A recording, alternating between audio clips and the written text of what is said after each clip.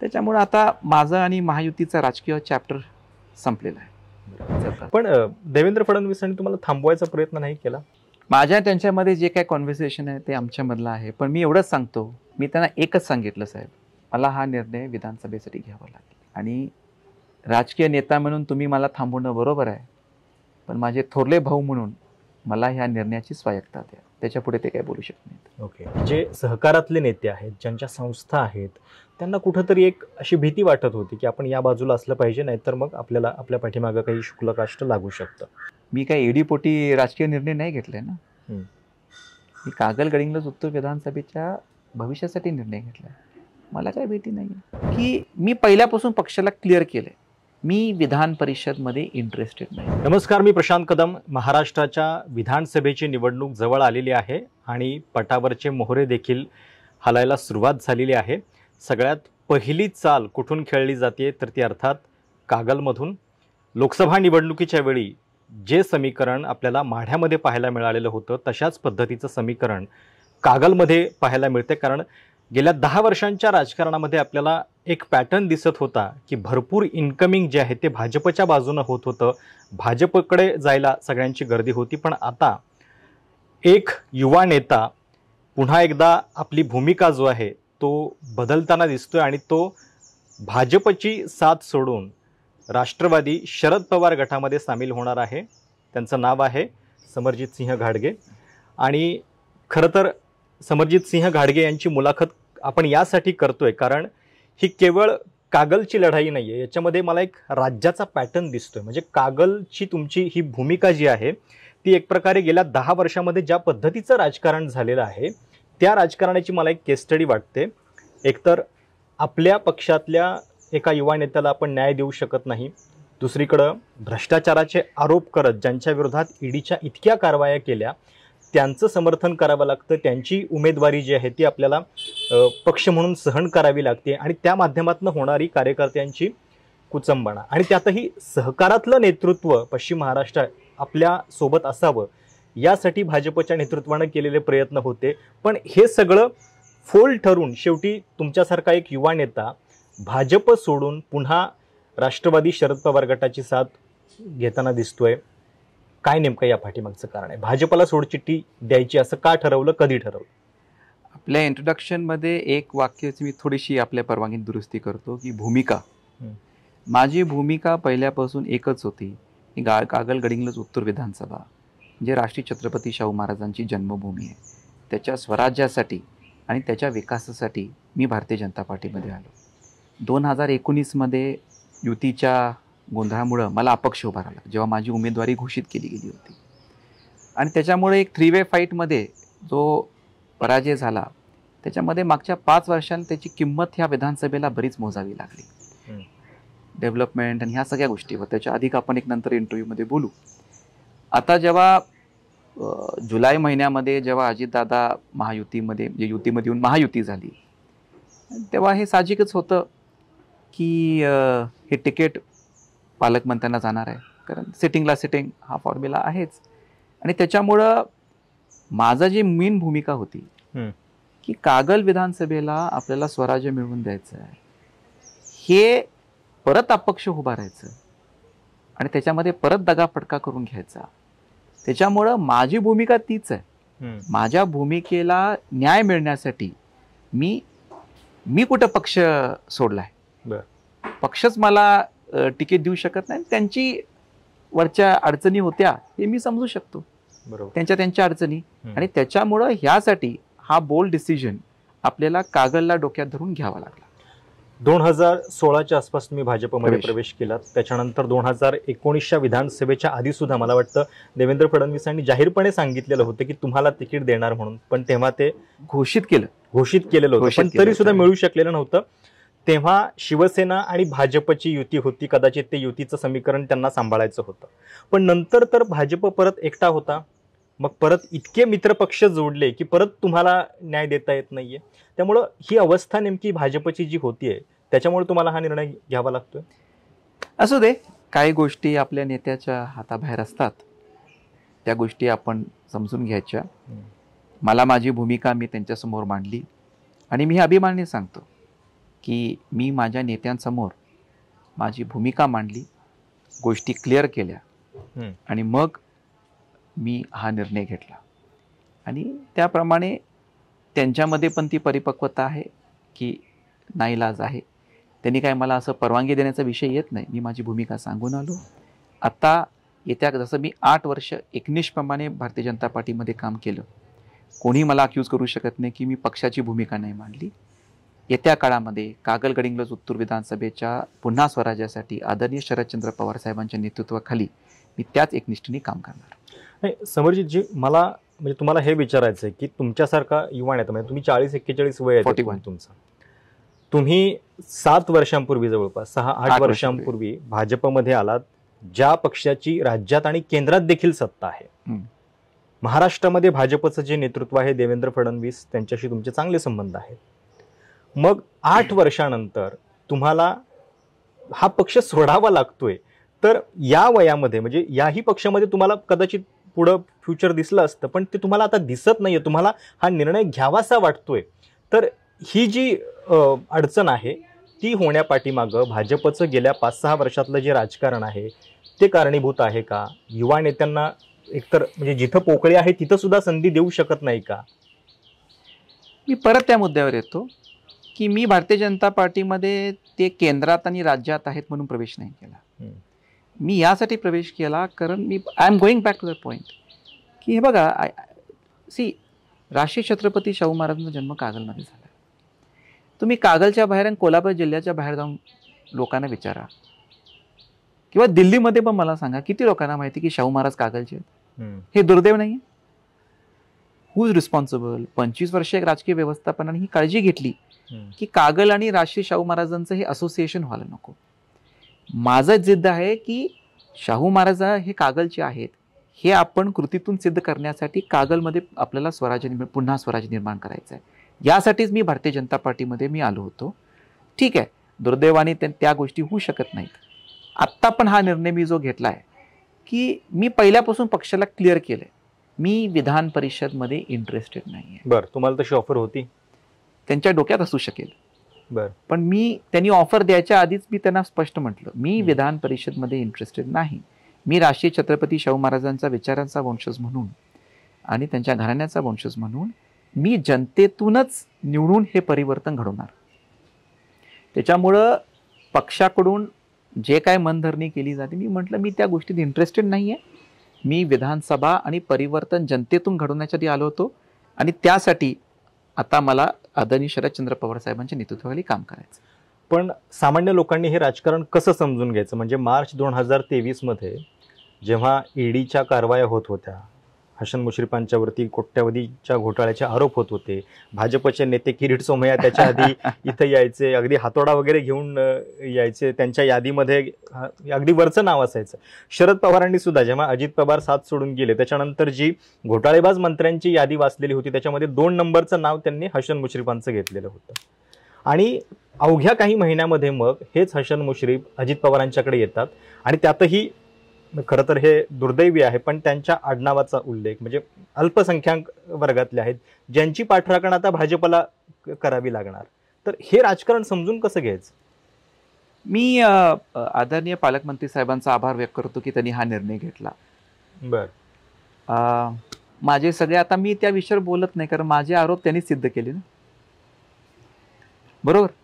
आता मी जेव्हा हा निर्णय घेतला, मी माझ्या नेत्यांना भेटलो का नाही, माझी भूमिका सांगून आलो का नाही, असं त्या बाजूला झालंच नाही. मला वाटतं निर्णय असा क्विक झाला आणि माझं म्हणणं आहे की त्यांचा निर्णय लवकर झाला असं म्हणतात. हा, म्हणजे कोणाला माहित होतं, बरोबर. आणि त्याच्यामुळं त्यांनी जो हा निर्णय घेतलाय त्याच्यामुळं मी केलेले सगळे आरोप हे बरोबरच आहेत हे ते स्वतःच सिद्ध केल्याबद्दल त्यांचे आभार.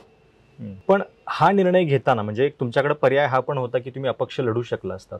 तुम्ही परवाच्या मेळाव्यामध्ये पण सांगितलं की हे ऑप्शन होते, पण आईसाहेबांनी सांगितलं की जिंकायचं असेल तर तुतारी हातात घ्यावी लागेल.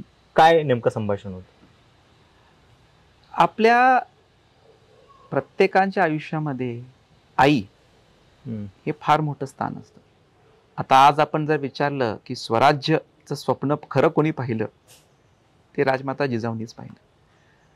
मी भारतीय जनता पार्टीमध्ये घेताना स्वर्गीय राजेसाहेबांच्या नंतर आईसाहेब ह्या माझ्या मार्गदर्शिका आहेत. तेव्हा पण निर्णय घेताना आईसाहेबांचं मार्गदर्शन मला होतं. आणि यावेळी जनतेमधून हे क्लिअर होतं की तुतारी आपण घेतली पाहिजे. कारण तुम्ही जर बघितलं तर मी बरेच दौरे केले, जनतेमध्ये फिरलो आणि जनतेचा एक फील घेऊन अपक्ष आपण उभारलो असतो, जिंकू का नाही जिंकूपेक्षा आपण कितीपर्यंत पोचलो असतो आणि थोडक्या मतांनी जर आपला पराजय झाला असता तर समर्जी घाडगेचा विषय नाही आहे. मतदारसंघाने मला कधी माफ केलं नसतं. मागच्या वेळी गोष्टी माझ्या हातात नव्हत्या, यावेळी गोष्टी आपल्या हातात आहेत, निर्णय आपल्या हातात आहेत. राजकारणामध्ये आपण जे आपलं ध्येय आहे त्यासाठी आपण जर त्यावेळी ते निर्णय नीट नाही घेतले तर मला वाटतं हे राजकारणामध्ये चुकीची गोष्ट असू शकते. आणि स्वार्थ काय माझा, कागल विधानसभेच्या गडिंग्लज उत्तूरसाठी पुन्हा स्वराज्यासाठी हा निर्णय घेतला. बरोबर, मी पक्ष सोडला नाही, पक्षच मला न्याय तिकीट देऊ शकला नाही, म्हणून हा निर्णय आपण घेतला.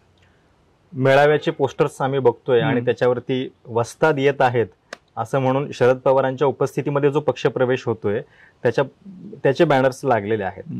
आता समोर हसन मुश्रीफ आहेत की जे जवळपास 4-5 वेळा आमदार राहिलेले आहेत, 5 वेळा आमदार आहेत.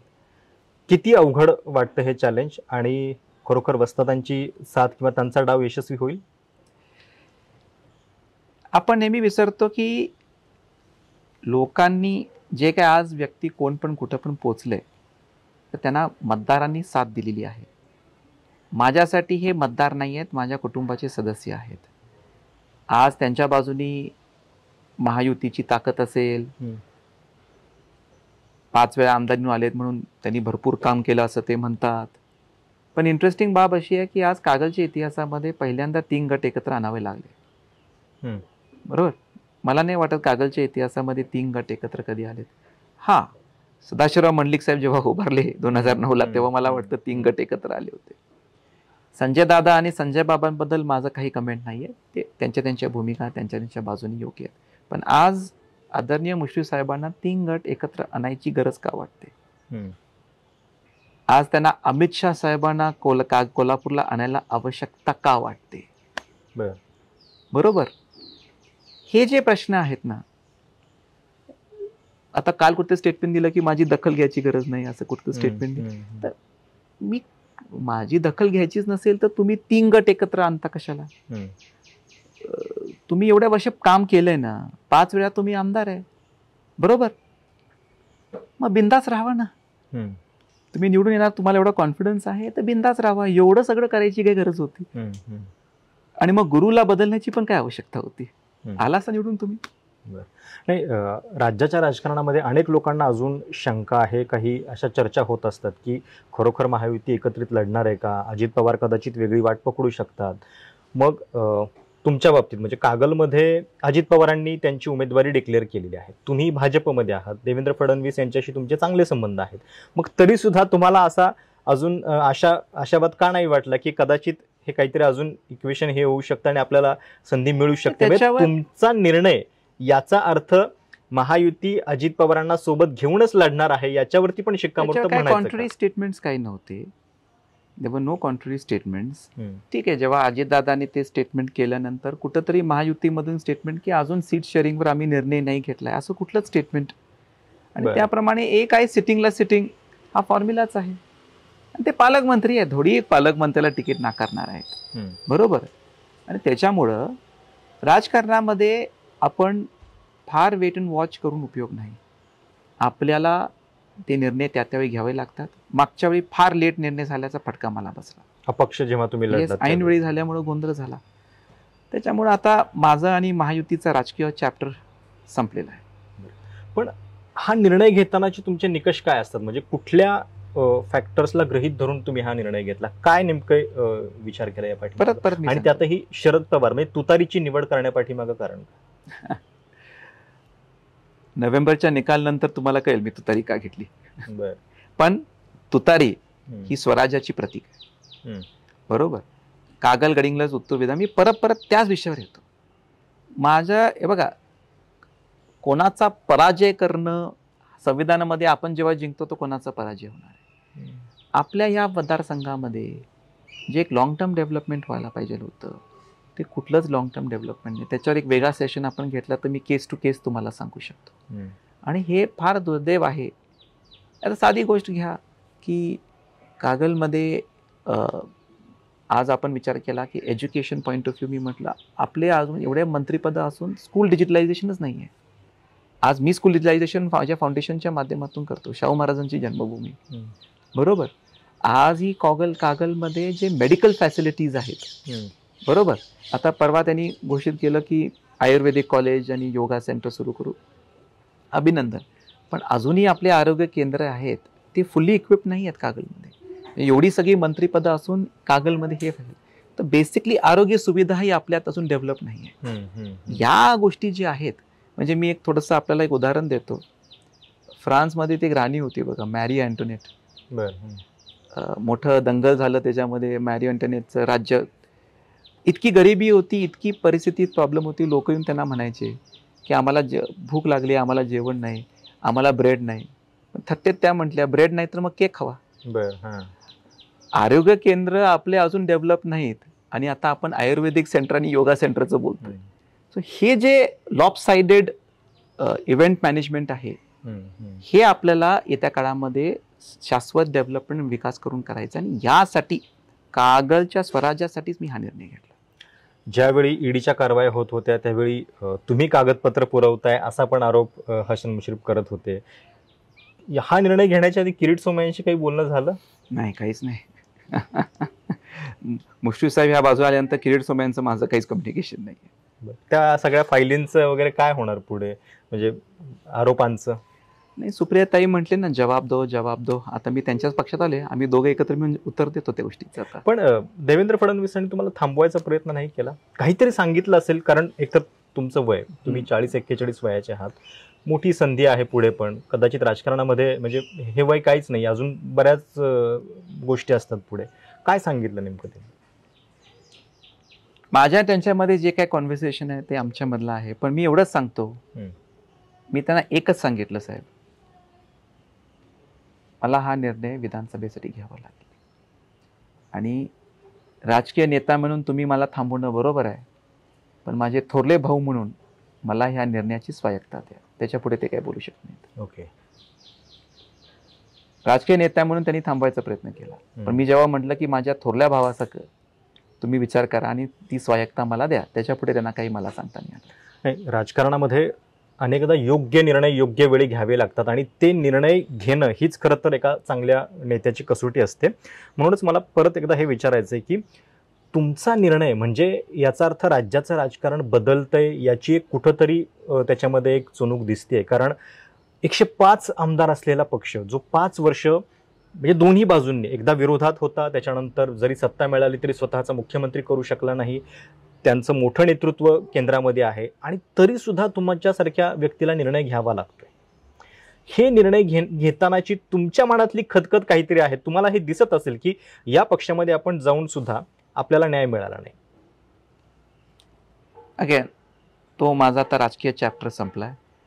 आता माझा पूर्ण फोकस आहे की आदरणीय शरदचंद्र पवार साहेबांच्या नेतृत्वाखाली मला येत्या काळामध्ये काम करून कागलमध्ये स्वराज्य घडवायचं आहे. मला आता राज्याचा आणि ह्या विषयावर अधिक काही बोलायचं नाही. बरं, पण हा निर्णय घ्यायची वेळ कुठली होती, म्हणजे कधी फिक्स झालं की आपल्याला आता हा निर्णय घ्यायचा आहे? कारण मला आठवतंय ज्यावेळी हसन मुश्रीफांचा निर्णय झाला अजित पवारांच्याकडे जायचा, त्याच्यानंतर सुद्धा तुम्ही एक मेळावा घेतला होता, पण त्यावेळी तुम्ही असं म्हटलं होतं की पक्षासाठी मुख्यमंत्री राहिलेला एखादा माणूस उपमुख्यमंत्री पदावरती समाधान मानतोय, मग मला तर म्हणजे मी पक्षासाठी शेवटपर्यंत म्हणजे काम करत राहीन म्हणून. मी काय सांगितलं की माझी जी जबाबदारी माझ्या पक्षातर्फे आहे ती मी पार पडणार. संजय दादांना पाठिंबा देण्यासाठी जो मोठा मेळावा मी कागलला घेतला तेव्हा मी वक्तव्य केलं होतं, you can go back in records. 7 जूनला मतदान आहे दादा. 7 जूनपर्यंत मी माझ्या पक्षाची जी जबाबदारी ती पार पाडीन आणि 8 जूनपासून माझ्या कागल गडिंग्लज उत्तर विधानसभेच्या कामाला मी लागणार आहे. तेव्हा मला ते निर्णय घ्यायला, हे मी भाषणात बोललोय. हा सगळा निर्णय घेताना मला काही फार वेळ लागला नाही.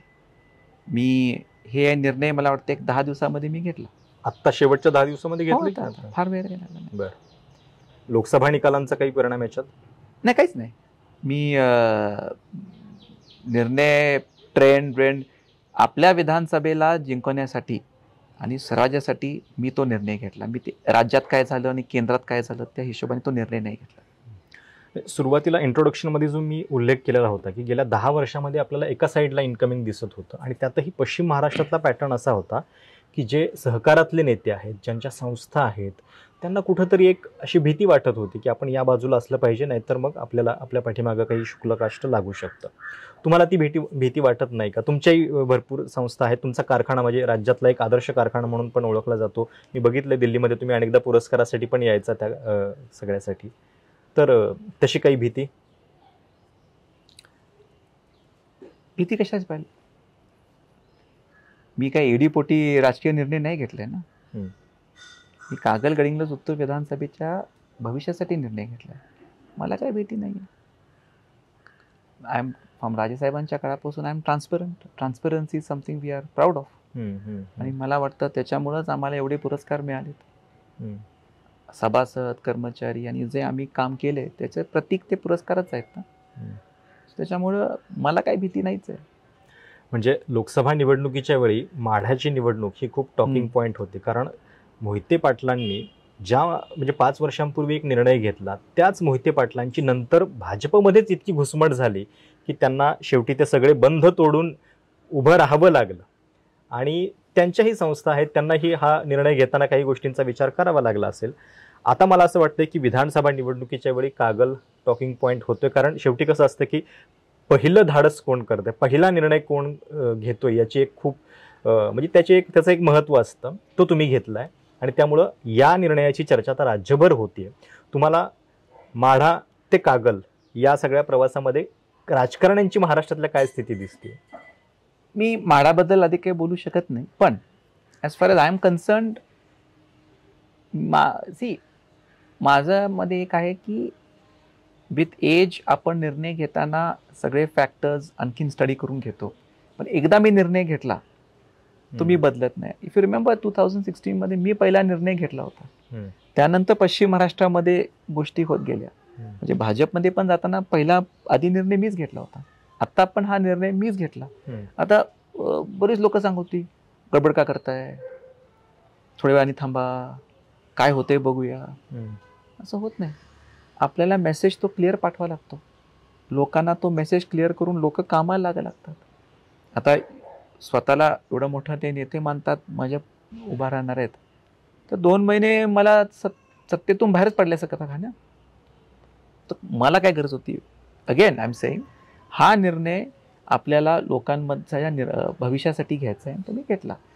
तुम्ही वारंवार स्वराज्य असा उल्लेख करता, पुन्हा स्वराज्य. काय नेमकं त्याच्या पाठीमागची संकल्पना, का असं म्हणताय? स्वराज्य ऑलरेडी शिवरायांनी आपल्याला मिळवलं. कागल गडिंग्लज विधानसभामध्ये आपल्याला पुन्हा स्वराज्य निर्माण करायचं. पुन्हा स्वराज्य कसं? मी आता छोटं उदाहरण घेतो. आता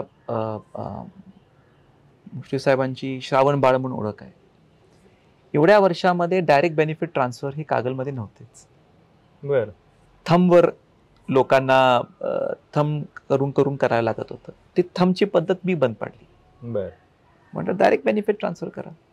ओके. बरोबर. जे लाभार्थी होते त्या लाभार्थ्यांना एका काळी कुठल्या तरी फाउंडेशनच्या ऑफिसच्या बाहेर का बँकच्या शाखेच्या बाहेर रांग लावा लागायची होती. का करायची आवश्यकता आहे? आता श्रावण बाळ आपण जेव्हा म्हणतो, ही ओळख काय मला कळलं नाही, त्यांनीच तयार करले की मी लोकांचा श्रावण बाळ आहे, मी त्याच्यावर काही वैयक्तिक टीका करत नाही. पण जेव्हा लोक एवढ्या रांग लावून त्यांना थांबावं लागतं साध्या लाभांसाठी, काय गरज आहे? मी आता काय केलं की सगळ्यांचे खाते राज्य बँकेत उघडून 0 बॅलन्स अकाउंट आणि पासबुक मी लोकांच्या हातात दिली आणि माझ्या पिगमी एजंटतर्फे घरपोच पैसे देतोय. कोणा रांग लावा लागतच नाही. या आणि लोकांना त्यांचे पैसेच मिळत नव्हते, ह्यांचे 2 नंबरचे बगलबच्चेच पैसे खायचे. साधी गोष्ट आहे. यातून पुन्हा स्वराज्य आपल्याला निर्माण करायचं आहे. नेत्याच्या दारी रांग लावायची गरज नाही. आता नेता लाभ घेऊन तुमच्या दारात येतो. ह्या गोष्टीतून आपल्याला करायचं आहे. मला वाटतं पुन्हा स्वराज्याबद्दल तुम्ही एक वेगळा सेशन घ्या माझ्यावर. नाही, पण मला तुम्ही स्वराज्य म्हणताय तेव्हा तुमची एक राजकीय हुशारी पण त्याच्यामध्ये दिसते की नकळतपणे त्यांचा धर्म तो पण अधोरेखित होतोय त्याच्यातनं. स्वराज्य निर्माण करायचं म्हणजे कोणाच्या विरोधात आपण लढायचं. स्वराज्याबद्दल एक समजून घ्या, छत्रपती शिवाजी महाराजांनी स्वराज्य जेव्हा निर्माण केलं तेव्हा काय मुघलाई संपली का, तेव्हा काय आदिलशाही संपली का, तेव्हा काय ब्रिटिश संपले का, तेव्हा काय पोर्चुगीज संपले का, या सगळ्यांविरोधात त्यांनी लढत केली. स्वतःचं राज्य कोणाला संपवण्यासाठी त्यांनी स्वराज्य निर्माण नाही केलं, स्वतःचं राज्य केलं. हुकुमशाहीमधून मुक्त, कुठल्या जाती धर्माविरुद्ध छत्रपती शिवाजी महाराज लढत नाही केली. स्वतःचं राज्य करण्यासाठी त्यांनी ही लढत केली. कागल गडिंग्लज विधानसभामध्ये आपल्याला पुन्हा स्वराज्य निर्माण जे करायचंय, जे शिवरायांनी केलं तेच परत इथं करायचं आहे. ते ह्यासाठीच की आपल्याला लोकांना स्वतःचं राज्य स्वतःच्या हातामध्ये द्यायचं आहे. आणि आज काय झालंय की छत्रपती शिवराय कुठल्या जाती धर्मासाठी लढले नाहीत, ते हे आता विरुद्ध लढले नाहीत, विरुद्ध लढले नाही, हे तुम्ही या बाजूला येऊन अधिक मोकळेपणाने म्हणू शकता. असं काही नाही, मी आधी पण बोललोय, माझे प्लीज स्पीचेस तुम्ही काढा. मला तुम्ही आधी बघा माझ्या स्पीचेसमध्ये मी काय असं जातीवाद स्टेटमेंट कधी काही केलंय? कधीच नाही. पण 8 वर्षातला भाजपचा अनुभव कसा होता, नेमकं काय शिकायला मिळालं? कारण ही पण तुमची सुरुवात होती म्हणजे एक प्रकारे राजकारणाची. काय दिलं भाजपनं? आता चॅप्टर ऑफ पॉलिटिकल चॅप्टर माझा आता तो संपलेला आहे. आता माझं मत आहे की आपण वर्तमानवर जास्त बोललेलं बरं पडेल. पण जाता जाता काय दिलं एवढं तर सांगू शकता? एक्सपिरियन्स, अनुभव हा मला मिळाला. प्रत्येक पक्षातून आपण काही ना काही शिकतो. पक्षाने मला दिलं, मी त्यांना दिलं. माझी त्यांची मैत्री राहील. पण राजकीय आता तुम्ही वारंवार तो उल्लेख केला पण आहे म्हणजे. हो. हे बघा, आता मी जेव्हा भाजपमध्ये होतो, आदरणीय शरदचंद्र पवार साहेब माझ्या फादर फिगर सखे होतेच ना, त्यांना नेहमी भेटायचो. पक्ष आणि वैयक्तिक संबंध हे दोन वेगळ्या बाजूला आहेत. बरोबर. आणि मी आता आदरणीय महाराष्ट्राची परंपरा पण आहेच ना. मी आदरणीय शरदचंद्र पवार साहेबांच्या नेतृत्वाखाली काम करणार आहे, बरोबर. आणि पक्षाचे जे सगळे नियम आहेत मी त्याच्या खाली काम करणार. कागलची ही जी लढाई आहे किंवा तुमचा हा जो निर्णय आहे तो पश्चिम महाराष्ट्रामध्ये एक प्रकारे ठिणगी टाकणारा ठरेल, म्हणजे त्याच्यातनं एक ज्वालामुखी तयार होईल. मी त्याच्यावर कमेंट करणं बरोबर नाही, पण एक आहे, कारण मला तुमचा पक्षप्रवेश ज्या पद्धतीनं होतोय त्याच्यात पण म्हणजे थोडासा इंटरेस्ट दिसतोय की म्हणजे शरद पवार इथं येत आहेत कागलमध्ये. त्या चौकाचं नाव काय? गैबी चौक. जिथं हसन मुश्रीफांचं घर आहे त्याच ठिकाणाची निवड आहे. वस्ताद येत आहेत अशा पद्धतीचे पोस्टर्स लागले. कारण गैबी चौक असं एक परसेप्शन झालंय की मुश्रीफ साहेबांची जागा आहे बरं सभेची. ती जागा आदरणीय शरदचंद्र पवार साहेबांचीच आहे. त्याच्यातनंच एक मेसेज गेलेला आहे. एखाद्या तो विषय पवार साहेबांच्या डोक्यात असेल, कारण व्हेन्यू त्यांनीच ठरवलाय. बरं. वस्ताद येत आहेत, त्यांनी जागा पण बरोबर ती समोर. कारण ते मला वाटतं कुठल्या तरी मीडियामध्ये बोलले मी कागलच्या गैबी चौकात जातोय, म्हणजे कागल म्हटलं असतं, त्यांनी परत गैबी चौकचा उल्लेख केला. ती मूळ जागा. हे बघा, एक आपण समजून घ्या, ही फार मोठी गोष्ट आहे की तुम्ही म्हटलं तसं बरोबर आहे. पवार साहेब ऑल द वे कागलला येत आहेत, कारण त्यांना कागलचं महत्व माहिती आहे. कारण परत मी त्या विषयावर येतो, it is a birth place of Shahu Maharaj. आणि आदरणीय शरदचंद्र पवार साहेबांनी एका अल्पसंख्याक व्यक्तीला पाठबळ देऊन, बरोबर, त्यांना मंत्री आणि आमदार केलं. त्यांच्या डोक्यामध्ये तोच विषय होता की पुरोगामीचं सगळ्यात मोठं प्रतीक आहे की शाहू महाराजांच्या बर्थ प्लेसमध्ये एक अल्पसंख्याक व्यक्तींना आमदार झाले, बरोबर. त्या हेतूने केलं. मला एक साधं प्रश्नाचं उत्तर द्या. आपण तुम्ही एवढ्या वर्ष कव्हर केले, तुम्ही 25 वर्षामध्ये कधी आदरणीय मुश्रीफ साहेबांनी त्यांच्या भाषणामध्ये एवढे मंत्रीपद झालं, मुंबई कुठं कुठं गेले, मला अभिमान आहे मी त्या मतदारसंघातून निवडून येतो जिथं छत्रपती शाहू महाराजांचा जन्म झाला. हे कधी मार्केट झालं का? नाही. का नाही is the basic question I want to ask. Please त्याला हायलाइट करा. कधी उल्लेख तुम्ही ऐकलाय का? का महाराष्ट्राला माहित नाही शाहू महाराज कागलचे आहेत? विकिपीडियामध्ये हुडकावं लागतं, बरोबर. त्या हेतूनेच पवार साहेबांना त्यांनी ही सगळी पदं दिली ना, बरोबर. आणि म्हणून त्यांना कागलचं महत्व माहिती आहे आणि ते ऑल द वे येत आहेत. ही respects Kagal been the birth place of Shahu Maharaj. माझ्यासाठी ही फार मोठी गोष्ट आहे. कोल्हापूरच्या लोकसभा निवडणुकीत शाहू छत्रपती खासदार झाले, त्यावेळी देखील खरं घराणं काय आहे याचा एक उल्लेख झालेला होता. मला वाटतं संजय मंडलेकांनी ते उल्लेख केलेला होता. आता जनक घराणं आपण म्हणतो की जनक घराण्याचे वंशज आहात तुम्ही, कारण इथून ते दत्तक गेलेले होते. पुन्हा एकदा तो संबंध पाहायला मिळणार राजकारणामध्ये? म्हणजे संबंध म्हणजे काय? छत्रपती शाहूंच्या घराण्याशी निगडीत अजून एक व्यक्ती. आता ते जनता ठरवेल, मी जनतेच्या बाजूने बोलू शकत नाही, पण तो रेफरन्स आहे, राहणार. येत्या काळामध्ये जनताच परिवर्तन घडवणार आहे. तर हे होते समरजित सिंह घाटगे. आणि मी म्हटलं तसं की कागलची ही जी लढाई आहे ती केवळ कागलपुरती राहणार नाहीये, तर ती सगळ्या राज्यासाठी सुद्धा गेल्या 10 वर्षातल्या राजकारणाची एक केस स्टडी आहे. आणि म्हणूनच त्यांच्या या निर्णयापाठीमागची नेमकी भूमिका काय आहे आणि ज्या पद्धतीचं राजकारण आपण गेल्या 10 वर्षात बघितलेलं आहे, त्याच्यातनं ज्या कोलांटउड्या झाल्या किंवा भ्रष्टाचाराच्या बद्दल ईडी सीबीआयच्या रेड्स झाल्या, पण नंतर शेवटी सामान्यांना हे राजकारण कसं समजून घ्यावं लागणार आहे याचं उदाहरण आपल्याला कागलच्या या लढाईत पाहायला मिळतंय. 3 सप्टेंबरला मेळावा होतोय कागलमध्ये, स्वतः शरद पवार येत आहेत, त्यावेळी पक्षप्रवेश होणार आहे समरजित सिंह घाटगेंचा. विधानसभेत काय होतं हे जनता ठरवेल, पण या निमित्तानं त्यांची भूमिका आपण जाणून घेण्याचा प्रयत्न केला. ही मुलाखत तुम्हाला कशी वाटली? तुमच्या काही सूचना असतील, कमेंट्स असतील तर त्या आवर्जून कळवा. चॅनल सबस्क्राईब करायला विसरू नका. धन्यवाद.